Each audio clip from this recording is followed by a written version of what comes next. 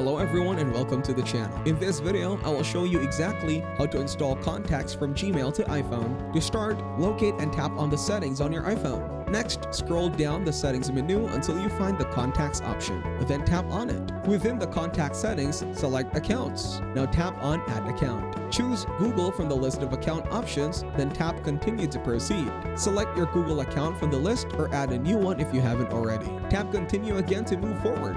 You may see a screen asking for permissions. Scroll down and tap allow to grant access to your contacts. Make sure the switch next to contacts is turned on to sync your Google contacts.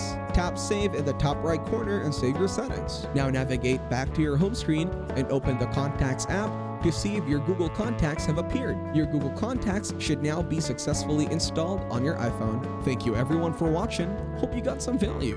Make sure to like the video and subscribe to our channel. Leave a comment down below. See you in the next one.